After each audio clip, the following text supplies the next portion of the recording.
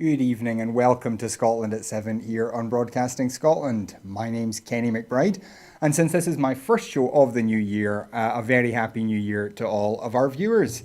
Joining me this evening is a regular guest from the SNP Socialist Group, Chris McCusker. Chris, how are you doing today? I'm fine this evening, Kenny, and Happy New Year to your good self. Indeed, well, to you too. So we start this evening, as we always do, with our coronavirus statistics update. As of 2 p.m. today, a total of 1,407,816 people in Scotland have been tested through NHS Scotland labs and UK Government regional testing centres. Of these, 1,268,789 were confirmed negative, 139,027 were positive. There were 2,529 new confirmed cases of COVID-19 in Scotland today, and sadly there were also 11 new reported deaths. This will be an underestimate of the total number of cases, as not everyone with the virus will show symptoms and not everyone will necessarily get themselves tested. As always, we do urge you, if you are showing symptoms of a new dry persistent cough, a fever, or a change in your sense of taste or smell, please do book a test as soon as you can. Of the people who have tested positive, there were 1,347 people in hospital last night, 93 of whom were in intensive care. And as of, sorry, I'm sorry, I've made a mistake on the script here and we don't have an update on the total number of deaths. I will get that for you later in the show though. The latest UK daily figures published today show that 76,305 patients who tested positive for COVID-19 have sadly died from their illness, an increase of 830 since yesterday. This number refers to deaths in all settings, not just those in hospitals. And we would normally have the Office for National Statistics report on a Tuesday evening, but none has been published since the week ending December 18th. There will be one published next Tuesday. However, our estimate is that the total number of deaths across the UK is now over 90,000. Before we go any further though tonight, if you would like to join the conversation, you can always do so on Twitter. You can follow us at Broadcast Scot and use the hashtag Scotland at 7. As you can see, we'll be flashing those up on the screen throughout the show, so do please get in touch. Sorry, the total number of deaths right now in Scotland is 4,633. I apologise for not having that for you in the normal part of the show. But we do go to our first story now, and Rishi Sunak has been accused of leaving Scottish businesses and workers short-changed after the Treasury appeared to backtrack on promises of additional money for the devolved administrations. This morning, the Chancellor announced a new rescue package for retail, hospitality and leisure businesses forced to close under new coronavirus restrictions. Firms forced to close down will be able to apply for one-off grants of up to £9,000. An initial notice from the Treasury said the Scottish Government would also receive an additional £375 million on top of the increased funding which has already been guaranteed by the UK Government to help firms not covered by the new package. However, just minutes later, the announcement changed. Instead, the Scottish Government was to receive a £375 million contribution as part of the funding which has already been guaranteed. Finance Secretary Kate Forbes said she was both surprised and disappointed by the announcement. She said, "We are both surprised and disappointed that the UK Government's announcement of additional funding for businesses in England will not, despite initial indications, generate further new funding for the Scottish Government or other devolved administrations. This is a blow to Scottish businesses, whose expectations had been raised by the announcement, and I will be writing to the Chancellor to raise the issue." So, Chris, this is not the first time Kate Forbes has had to do a wee bit of analysis and realise that things were not quite what they seemed. What do you make of this from the Treasury today? Well, it's again not surprising. A recurring theme coming out of the UK Treasury that really shows in the true light what an unequal union that we have been subjugated to, and not just Scotland, Wales as well, and Northern Ireland. Time and time again, Kate Forbes has been left shortchanged. And, with the greatest respect to Kate, I'm a wee bit alarmed that she's slightly disappointed. She really could have seen this coming down the pipeline. It's again, it's just another way that the UK government treats Scotland. Mm-hmm. And I mean, this is not just the the SNP complaining. Jackie Baillie has commented on this as well, saying pretty much the same thing we've said. And Alison Thulis makes the point. She says the Tories at Westminster cannot repeat the mistakes of the autumn, where a last-minute U-turn on furlough proved too late for many businesses who had already laid workers off. We need a commitment that furlough will be extended for as long as it's needed to give certainty to workers and employers. I mean, once again, it is one of these situations where the UK government just doesn't seem to be looking beyond the end of its nose. Well, no, it's not actually. It's not actually looking outside the M25 orbital once again, and not just Scotland, but Andy Burnham again he was calling for extra money, with regards. What is it, Manchester? I think it is. So we will see more and more. Sort of like, shall we say, English mayors who reckon that their devolved competencies should be treated with a bit more respect. But as nice it is to hear that Jackie Baillie has come out and publicly criticised the UK government. That'll probably just do Jackie, fine and dandy, and she'll stop short from actually joining the SNP and calls for more money. Yeah, I think expecting Jackie Baillie to join the SNP over this might be a wee bit of a stretch, Chris. But we move on just now, and Nicola Sturgeon has said that Donald Trump should not come to Scotland without an essential purpose. Reports over the weekend suggested Prestwick has been told to expect the arrival of a US military Boeing 757 aircraft, which is occasionally used by Trump, on January the 19th, the day before his Democratic rival formally becomes president. Many people have speculated that Trump might head to his Turnberry golf course to avoid attending Joe Biden's inauguration. Trump has not yet said if he will attend the inauguration.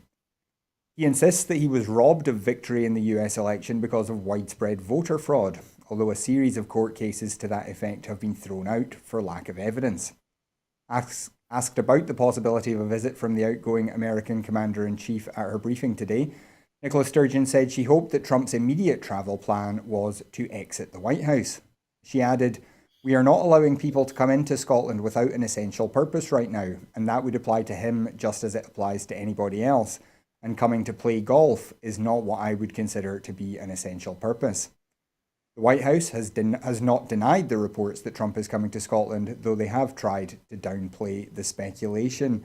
So, Chris, we have talked a few times on the show about what Trump's plans for the inauguration might be. It is obviously traditional that the outgoing president does attend the inauguration of the new president, but Trump clearly wants to make some sort of scene, and perhaps here trying to get the outbound leg of a wee holiday in Ayrshire out of the US taxpayer before he's forced to admit that he's no longer president. Will he actually will he actually admit to being democratically replaced, shall we say? Look, even out with the pandemic, Trump is not welcome in Scotland. By a large swathe of the electorate, dare I say. Obviously, Janie Godley has been very vocal with regards Mr. Trump's presence. But again, this, the bigger thing that I want to go on to sort of point out here is the fact that it can't be one rule for one and one rule for the other. We've seen in recent days people, celebrities and all the rest of it, even the royal family, breaking the COVID advice to come up and self-isolate in the glens and stuff like that. And we really need to get it. It isn't an anti-American thing or an anti-English thing. It is because of public health that we don't want people travelling, and the actual ban itself, or the advice of a ban on foreign travel, should also include equally Donald Trump, Macron, Guy Verhofstadt, if he was wanting to come over and have a chat. These responsible people wouldn't even contemplate, international travel at this moment in time. But then, Trump's not a responsible person. And that the same goes for people like George Galloway and stuff like that, who openly flout the border information. I was going to raise that with you, Chris. Because I was going to raise that with you because, of course, yesterday we saw Margaret Ferrier charged, and I don't think anyone thinks that Margaret Ferrier doesn't deserve to face the consequences of her actions. But when you see people like George Galloway, and particularly, as you said, the royal family, clearly breaching regulations, and yet facing barely even a criticism from large sections of the press, it does seem very unfair, doesn't it? Well, it all emanates from one man's actions, and clearly we know who that is. A certain Dominic Cummings. Although he's no longer in the Westminster establishment, shall we say, and he's not widely reported in the newspapers these days. It was off of the back of one man's actions that were allowed to go unpunished and unchallenged, shall we say, and even to the point where the UK Prime Minister actually backed him up in that grovelling, poor excuse of a press release, which said that he was trying his eyes out and stuff like that. And there should be parity of esteem. And if Margaret Ferrier, again, some people would say it was a stupid judgment call. Some people, would like to tar her with a, whatnot, what have you.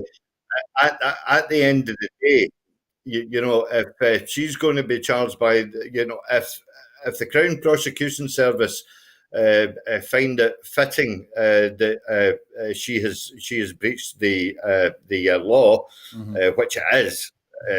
Those three little letters that make up a very important word, law, then she should be charged. That's fine. So equally, then the CPS, whether they be in England, Wales, Scotland, or Northern Ireland, they should be able to retrospectively go back and charge Dominic Cummings. They should be able to charge.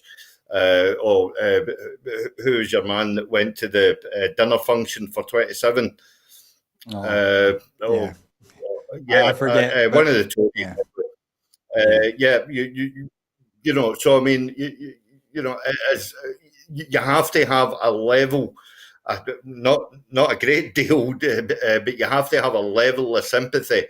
Not just to Margaret Ferrier, but to the many other people who could possibly feel victimised by the whole setup. There we've got it. I'll probably get in trouble about raising this later on. But there's questions about should the Celtic team actually be out in Dubai at this moment in time? Honestly, hand on heart, as a fan, I don't think that they should be. It should not be one rule for one and one rule for another. Yeah, absolutely. And just before any of our pedantic viewers pick us up on it, we are aware that in Scotland it's the Crown Office and Procurator Fiscal Service. We move on with our next story, though, and this is somewhat related. There have been calls for the UK government to introduce urgent health measures for people travelling from and to the UK to prevent international transmission of COVID-19 and its new strains, including closing UK borders to all but essential travel. Joanna Cherry, QC MP, has raised concerns that the Home Secretary is repeating the same mistakes we've seen the UK government make throughout the crisis by failing to restrict international travel and failing to introduce a rigorous system of health checks and quarantining. The SNP's Shadow Home Secretary said the Home Office must bring the UK into line with other countries where tighter measures are being placed on travel in response to the coronavirus. So, Chris, this is something we've talked about before, but the whole point of Brexit supposedly was that we could control our borders in a way that we couldn't inside the EU. And yet, earlier in the pandemic, every country in the EU closed its borders. There were obviously some allowances made for people who live on one side of a border and work on the other, but in general, people were not being allowed to travel between countries within the Schengen zone.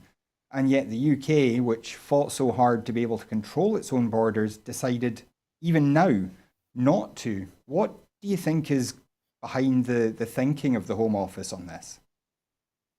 As personally, and this is my own point of view, it's because the Tory government are so geared towards the corporate interests with regards to the economy.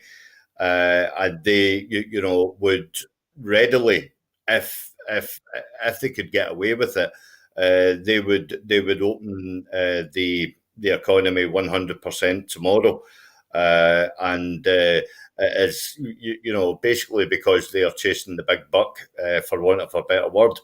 And I've openly been on social media and Twitter and the like, and I've been calling for the First Minister to actually close the international borders under what is a devolved competency, which is public health.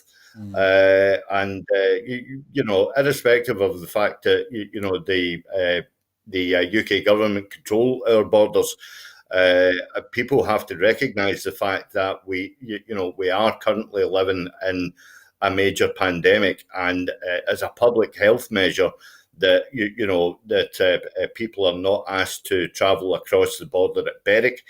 They're not asked to cross the border down at Troon or Cairnryan or whatever, stuff like that, in order to go to Northern Ireland. So the exact same should apply at the international airports such as Edinburgh and Glasgow. Now, I know from experience in Edinburgh and Glasgow that there are plenty of room for passengers to be tested long before they actually get to the actual immigration hall and stuff like that. So, arriving passengers could actually be tested before they even get to the taxi rank at both Glasgow and Edinburgh. And I would suggest, obviously, Aberdeen has got a similar setup as well. So it is doable. It's just, do we have the political will in order to do it? Again, it sounds like I'm very critical of Nicola tonight, and that's coming from a number one comrade. But again, we were told that we were a European country. We were conditioned to go along with that train of thought since 2014. Therefore, we should be acting like a European country. And again, it's a personal reasoning that I'm espousing here, but it is madness, I think, to follow the four nation approach when quite clearly the four nation approach isn't working, because we are so dependent on the UK. With regard waiting for vaccines, waiting for finance, waiting for this, waiting for the next thing. It's a stark reality to any other country that can just lift the phone up and borrow money, like any other normal nation. Mm. And Chris, we already have regulations saying that people shouldn't leave or enter local authorities in the highest levels of restrictions. Those restrictions were put in place months ago, and yet we've not seen police in Dumfries and Galloway and the borders pursuing that very strongly. Do you think there is just a kind of political fear about directing the police to enforce that strongly at the border because it would look like vile separatism? Well, of course, it would be a great tool for the unionist parties to use to batter over the head of the Scottish Government, which is obviously SNP controlled. They would love it. They would absolutely love it because they could use it as a political weapon against us. But the common sense, should prevail. That it's not like we are sort of like checking passports or anything like that. It can be done by ANPR recognition. Mm. The camera recognition system that the police use, and it tells you where a car is registered. So if a car is registered in Devon, it's got no it's got no necessary need to be in Gretna, unless it's someone that's transporting uh, you, you know uh, medical supplies, or pertaining to a government job, or Mm. if it's got a reasonable excuse, that's fine.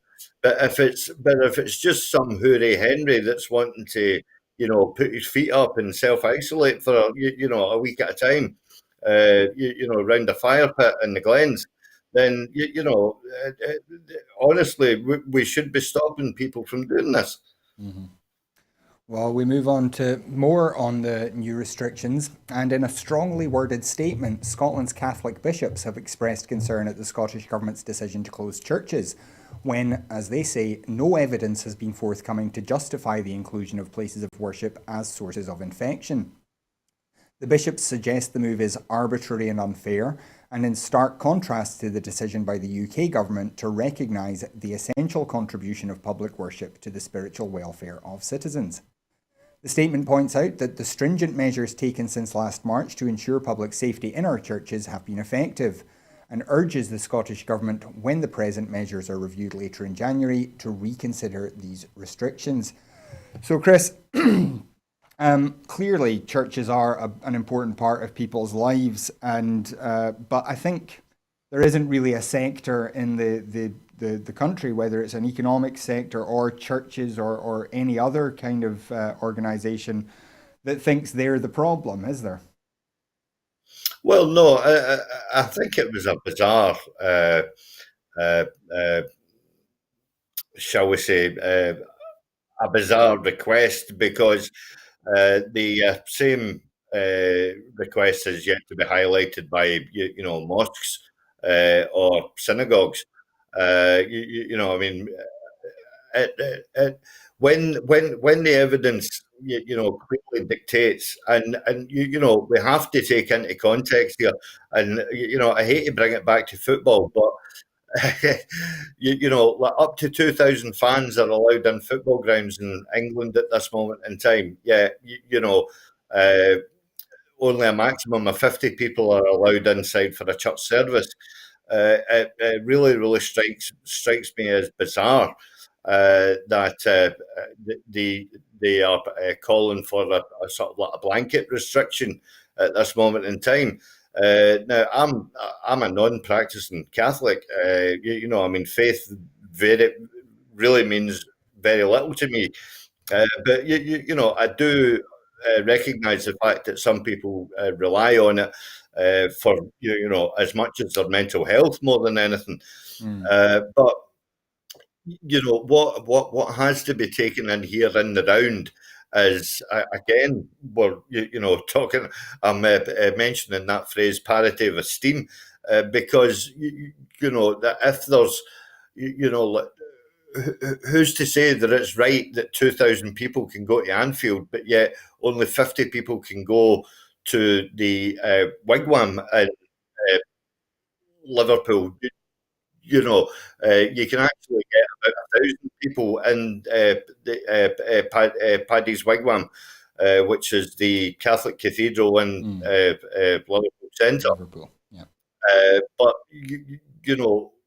where do you actually set the bar? That's pretty much what it is. Yeah. Yeah. Sorry, just to clarify, Chris, there are no people allowed in churches in Scotland at the moment. You're talking about the restrictions as they have been, just in case anyone is not picking that up. We will move on though just now, and we move on now to a Brexit story because Brexit never ends. In the first day of trading since the end of the Brexit transition period, trading in euro-denominated shares has shifted away from the City of London to new platforms inside the EU. The city's unfettered access to the bloc ended on Hogmanay, meaning EU banks and asset managers must use a platform inside the EU for euro share trading. The Brexit deal agreed before Christmas does not cover financial market access. Hours before the end of the year, the UK's market regulator said it would temporarily allow UK financial firms to use venues inside the bloc. Without the intervention, UK and EU participants would have been unable to trade swaps, given that the EU had refused to lift its own ban on trading swaps on platforms in London. The FCA continues to view the agreement of mutual equivalence between the UK and EU as the best way to avoid disruption for market participants and avoid fragmentation of liquidity in DTO products, the FCA said in a statement. We will consider by the 31st of March 2021 whether market or regulatory developments warrant a review of our approach. Now, Chris, this is a value of nearly €6 billion, which is £5 billion, give or take. It's not the biggest part of business done in the City of London, but it is a pretty big sacrifice for the UK to make for the rather nebulous benefits of Brexit, isn't it? And I hate to point it out, but we told you so. This was on the cards way back in 2016, and it was one of the first, I believe, that was highlighted that was a possibility that the financial sector, especially within the City of London, would be, it would have an impact. I'm not saying it's severely hit in any such way, shape, or form, at a cost of 5 billion, but it would have an impact. Unfortunately, we will see the financial sector adding to the increasing burgeoning unemployment figures, throughout the UK. So, they've got no one to blame but themselves. And of course, there had been accusations, obviously, that Brexit was being pursued to suit the financial sector to escape European regulation, particularly on tax and whatnot. Do you think that the UK now is going to become, or rather the City of London, is going to become even more the kind of money laundering and dirty money centre of the world that it previously has been, and that the EU has been kind of uncomfortable with it being? Well, the London does have a certain reputation for, shall we say, in inverted commas, dirty money. And that comes from the Russian oligarchs. It comes from the dubious hedge fund managers, and that this is all. I'll put the caveat in before you do, Kenny. Allegedly, it does make you wonder as to why people like Jacob Rees-Mogg the guy that runs Dyson, whatnot, what have you, as to why they've decided to up sticks and move their main offices to Europe in order to avoid these, shall we say, pitfalls. So again, throughout the whole Brexit campaign, the public were told a lot of lies and disinformation in order just to get what the people like Nigel Farage were really moaning about, which was the racist rhetoric, about people crossing the channel in boats. And, Britain has become, in an act of self harm and self deprecation, an insular island that really, honestly, nobody is interested in on the international stage. And again, it further backs up the call that Scotland wants to be an international nation, an independent nation, joining 26 other independent nations in an actual equal union within the EU. Well, we move now to the United States, and voters streamed to polling sites in Georgia today in a pair of runoff elections that will determine control of the US Senate. A showdown crucial to Democratic President-elect Joe Biden's ability to pursue his legislative agenda after he succeeds President Donald Trump. Republican Senators David Perdue and Kelly Loeffler are facing Democratic challengers John Ossoff, a documentary filmmaker, and the Reverend Raphael Warnock, a pastor at a black church in Atlanta, in a state that Biden narrowly carried against the Republican Trump in the November 3rd presidential election. It has been a tumultuous contest, setting records for campaign spending and early turnout in Georgia, and its final days have been dominated by Trump's continued efforts to subvert the presidential election results. On Saturday, Trump pressured the Georgia Secretary of State, Brad Raffensperger, a fellow Republican, to find enough votes to reverse Biden's victory, falsely claiming massive fraud. Trump's ongoing efforts to undo Biden's victory have caused a dramatic split in his own party and condemnation from critics who accuse him of undermining democracy. Democrats need to win both races to gain Senate control from Republicans. Results are expected by tomorrow morning. So, Chris, Donald Trump, obviously, we mentioned earlier his kind of attempts to hold on to control, but the call to Raffensperger on Saturday was pretty extraordinary, wasn't it? Yeah, it's slightly bizarre, and I did actually say last year when we were discussing American politics that the sideshow will roll on, because that's what Trump enjoys. He enjoys being in the limelight, and he will move his what little chess pieces that he has left, around the board in order to try and put a spanner in the works for the incoming Joe Biden. But it was interesting as well because I seen one interview that there were calls for Kamala Harris to actually take up her post within the Senate at this moment in time as vice president. And that would actually set up a precedent that Biden's not the slow Joe is what everybody thinks, and he's actually been a bit proactive, and wanting to just get on with the job. So I think what we have to treat it as the sideshow that it is, and the various things that Trump is willing to do in order to keep him relevant and keep him in the news is just testament to the fact that the man's a complete clown. And one of the interesting things that is happening in Georgia is that it appears from early voting that black vote, the black electorate has turned out en masse in what was not really expected. Black voters tend to turn out in lower numbers than white voters. But they do seem to have got out and voted early. It does seem like, again, as with the presidential election, that it's going to be down to turnout on the day to see if the Republicans can kind of pull it back. Do you think that there's been a positive, I suppose, in Donald Trump's presidency, in that it has encouraged so many more people to get out and vote, whether Democrat or Republican?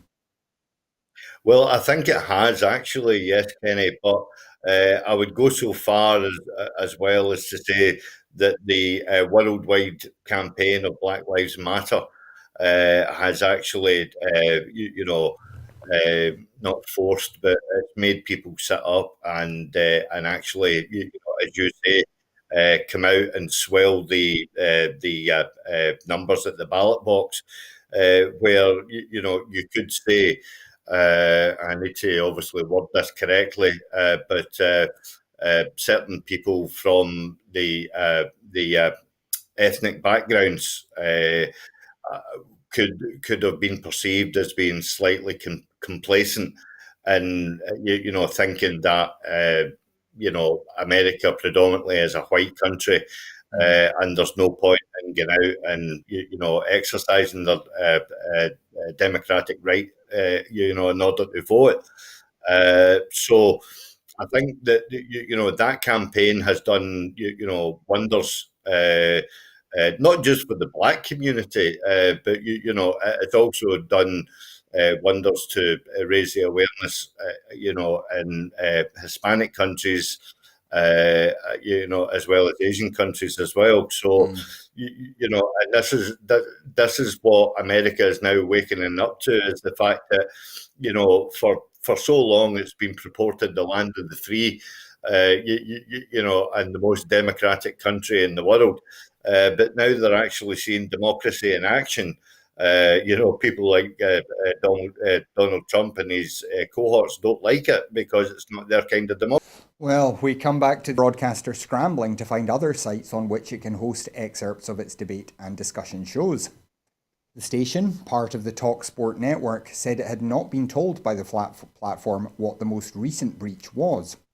A spokesperson said, "We urgently await a detailed response from Google YouTube about the nature of the breach that has led to our channel being removed from its platform." Talk Radio is an Ofcom licensed and regulated broadcaster and has robust editorial controls in place, taking care to balance debate. We regularly interrogate government data, and we have controls in place use verifiable sources and give space to a careful selection of voices and opinions. Today, the station was uploading its clips to other social media platforms, including Facebook and Twitter. Now, Chris, we are not monetized on YouTube, so we don't have to worry about that if we're just talking about this. But it does raise some concerns, doesn't it? Because the one previous strike that Talk Radio had got regarding misinformation, this was medical misinformation, was from an interview with the Tory MP Tobias Ellwood. And it's quite difficult, isn't it, for a broadcaster to be held responsible for what guests say?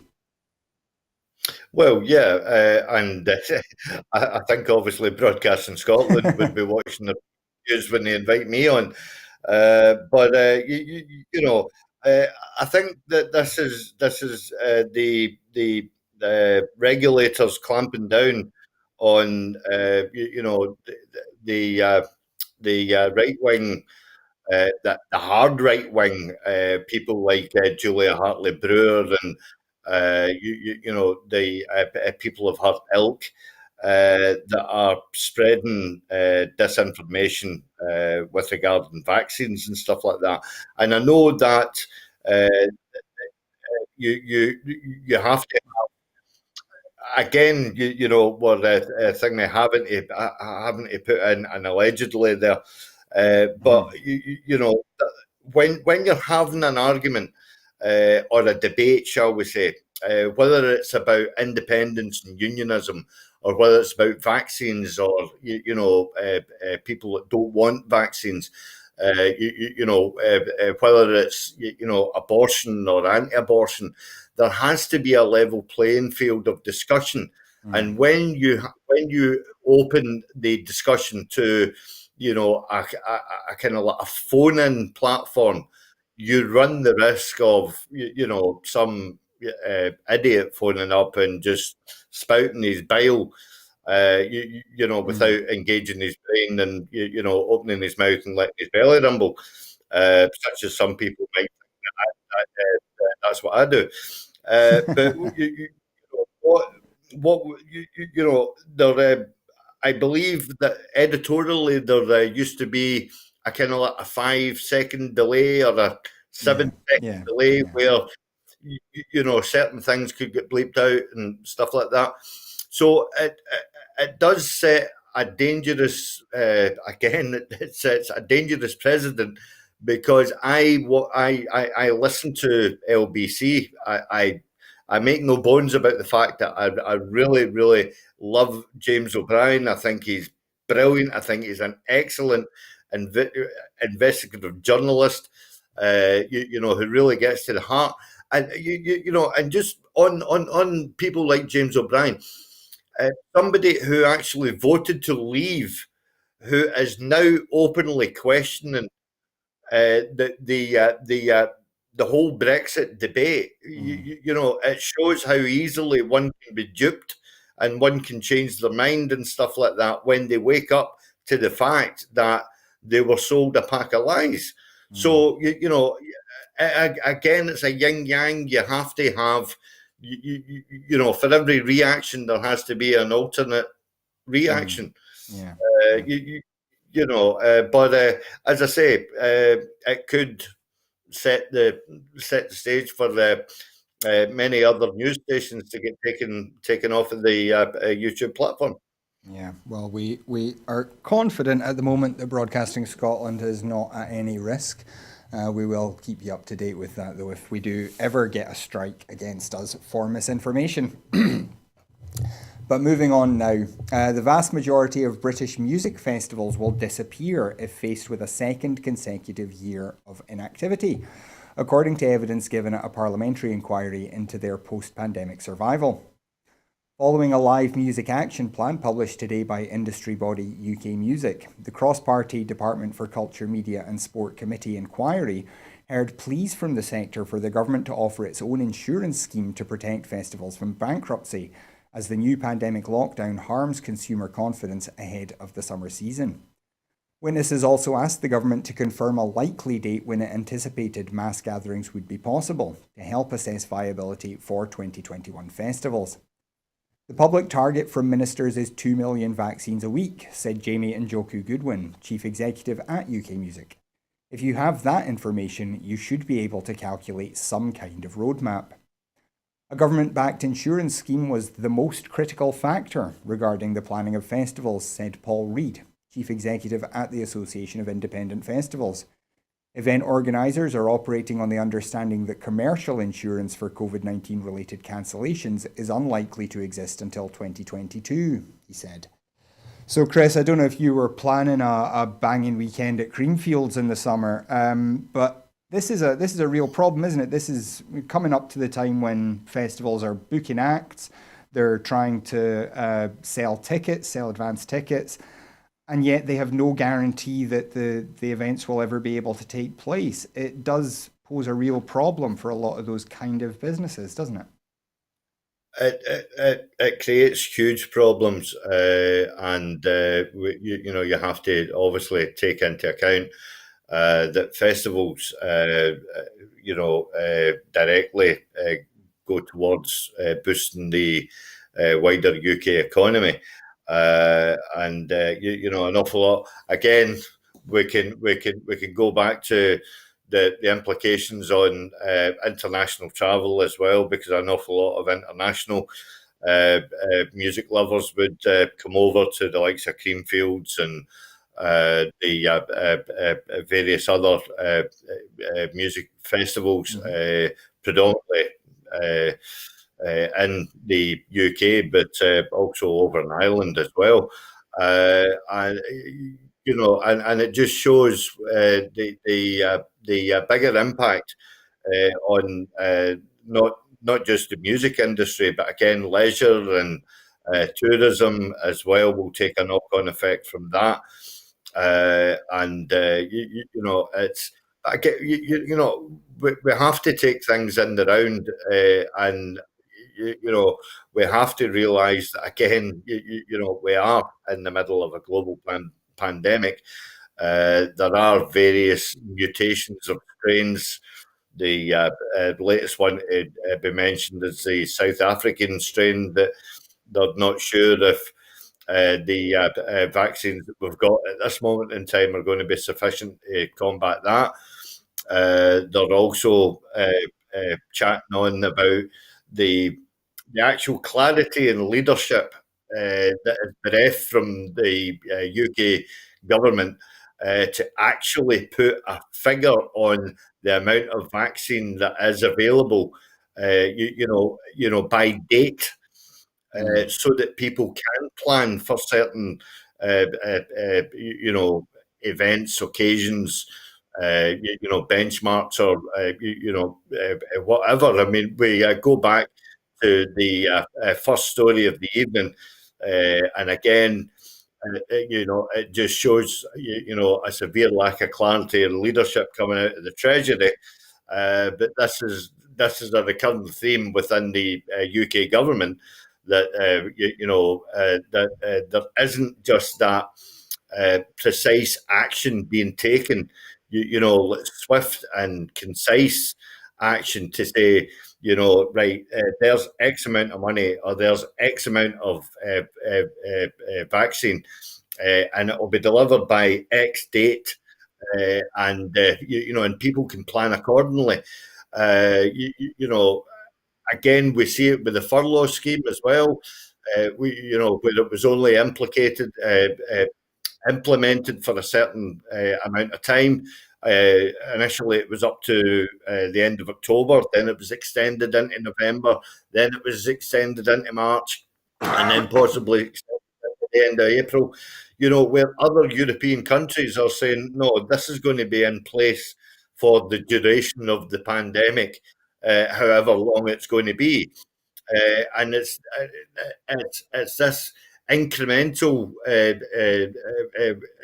approach that the UK government are taking, which it totally dilabates anybody from being able to contemplate what they're doing next week, let alone what they're doing next month.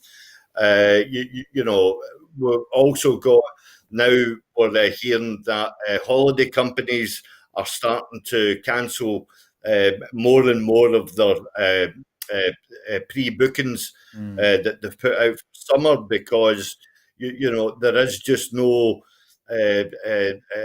forward planning, because there isn't any clarity in leadership. So you have to have a level of sympathy there, for the millions of economies that are actually struggling, or should I say, the millions of sectors that are struggling within the UK economy at this moment in time. There only is one person to blame. Well, we come back to talking about COVID, and coronavirus testing will be available from 2 fire stations in Thurso and Loch Gilphead this month, as part of a trial to increase testing access in remote and rural areas. The trial test sites will run between the 6th and the 29th of January in partnership with the Scottish Fire and Rescue Service. Each site will be available Monday to Friday for 3.5 hours each day. People within driving or walking distance of these locations who have COVID-19 symptoms will be able to book a test slot at the Thurso or Loch Gilphead stations by calling NHS Highland, who will provide details of the booking and what to do when people arrive. If people drive to the site, they can take the test themselves on site and leave it for collection by a courier, or people can collect a test kit for someone else and bring it back for courier collection. In addition to hosting the testing sites, the SFRS will provide logistical support, including test ordering and storage of samples ahead of courier collection. So, Chris, what do you make of this to try and extend the reach of testing into some of the more remote parts of Scotland? Well, again, the First Minister touched on the fact that we could have X amount of vaccine, but what we really need to do is have the infrastructure in order to deal with that vaccine. And so, this has got to be welcome news that, systems are being put in place in, rural areas at this moment in time, because obviously it's more difficult to do in a rural setting than what it is to do in a built up city centre. Uh, uh, Location. So it has to be welcomed. It has to be lauded. But again, it's of no surprise the fact that I believe that certainly in Loch Gilphead, were they not in tier three at one point in time? I think so, yeah. Yeah, yeah. So if you're targeting that, then once we come out of the January madness that we're currently in, if the infection rates uh, uh, come down and stuff like that, then maybe they'll be put back into tier three for maybe a week and then quickly down into tier two, Mm. in order to try and open up that side of the rural economy, as well as the tourism and leisure that goes around. Mm. Well, we turn now to our final story of the evening, and the number of women in Scotland playing either rugby union or football has nearly doubled in the past 5 years, according to new figures. In 2015, 9,286 women were playing football in Scotland. Now that figure is 17,230. Similarly, rugby union participation was sitting at 3,932 in 2015, but is now up to 7,030. This is an increase of 85% in football and 78% in rugby union.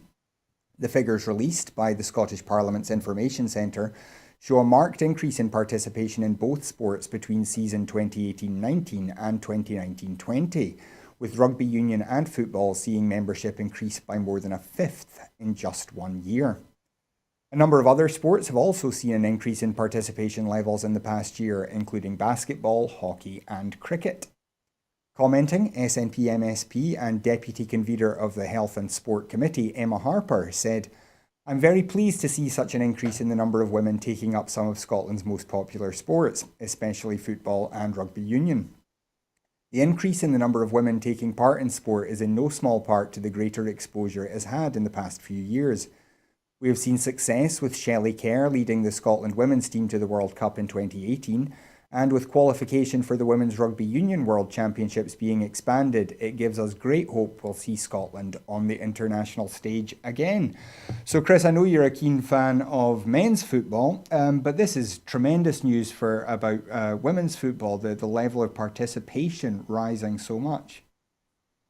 Well, I think it's great. I really do. I just, for clarification, I also watch women's football as well when it's on the television. If it's free, I'm a great lover of the sport in general, and again, what Shelley Kerr has done has been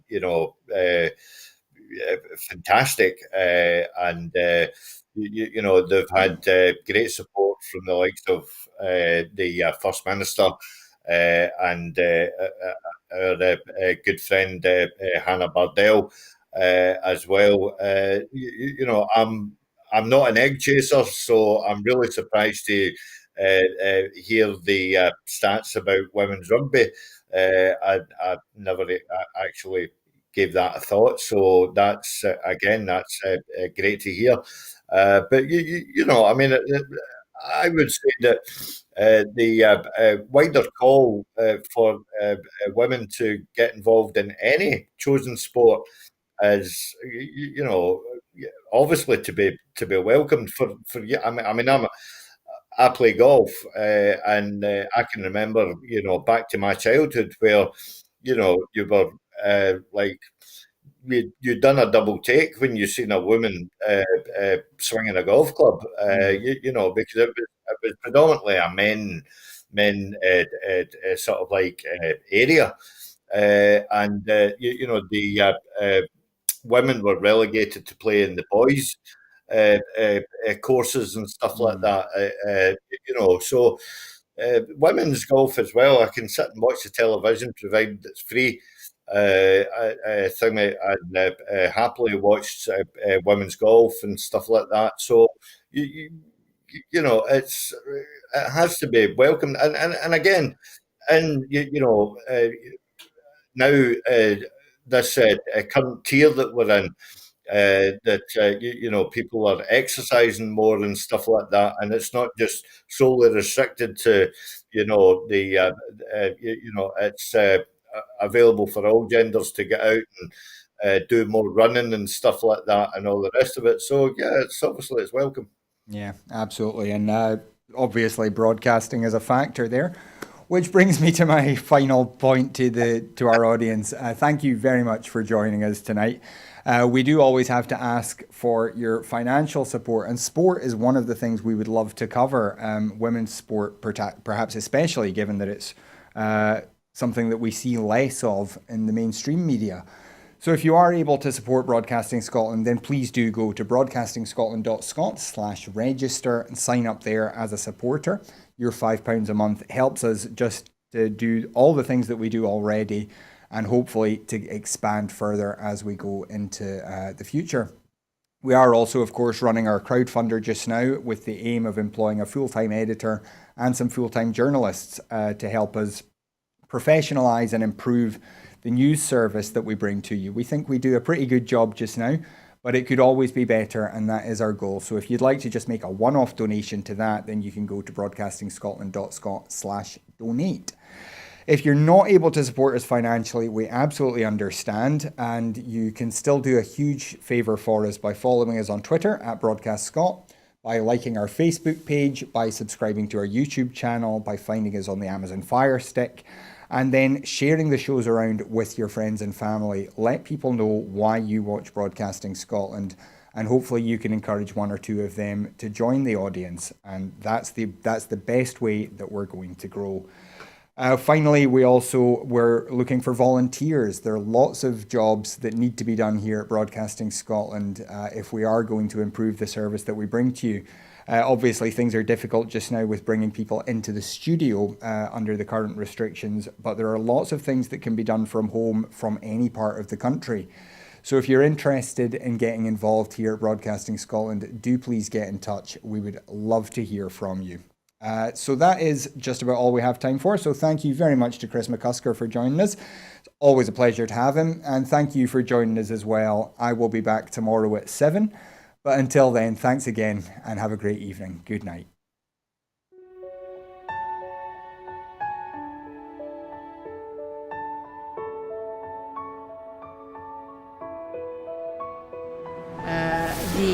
The Catalans, the Basques, the Galicians in the Basque.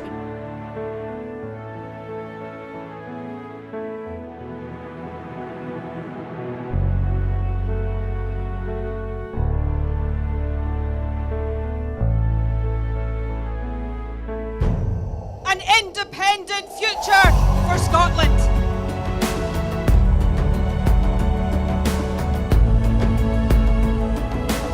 How quickly do you think a referendum can be arranged? Best practice demands that it should be 6 months.